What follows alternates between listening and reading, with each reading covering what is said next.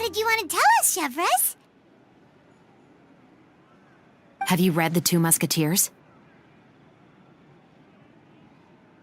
The story is about a pair of children born into the household of a baron and their struggle to survive together and take revenge for their mother.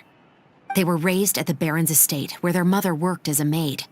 The two were illegitimate children that the baron had with the maid, so they were never treated well by anyone. One day, upon returning home, they found their mother had been murdered and left dead on the floor. It was quite evident that the culprits were the other members of the baron's household, who never had any kind words to say to them.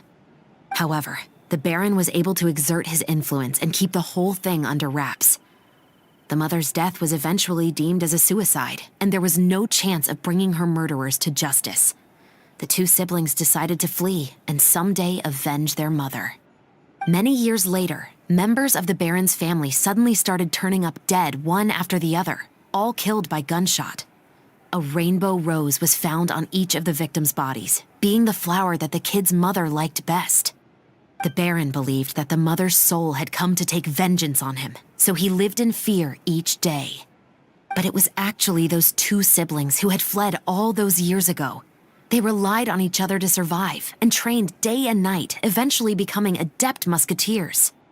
They used all of their abilities to collect evidence and clues before executing their plan and exacting revenge on the baron. Their actions let the truth behind their mother's death be known to all. That's quite an exhilarating story. Yep, the baron got what he deserved for his evil deeds, and justice was able to prevail. It was just the kind of story I enjoy. Oh, so is that why you were so willing to join our crew, Chevres? You could say it was one of the reasons. Oh, you mean there were other reasons too? I've read the reports about you. Whether it was at the trials or when you lent your hand to resolve our nation's crisis, you've shown that you've got a strong sense of justice, as well as a great mind for deductions. Yes, you're as sharp as I expected. It seems you've experienced many similar situations before. There's been a recent murder case involving muskets. The perpetrator's methods appear to be very similar to what is described in the novel. Huh. Really? But Paimon didn't see anything about that in today's papers. The Marechaussee Phantom hasn't yet released any information to the public because the investigation is currently at a standstill.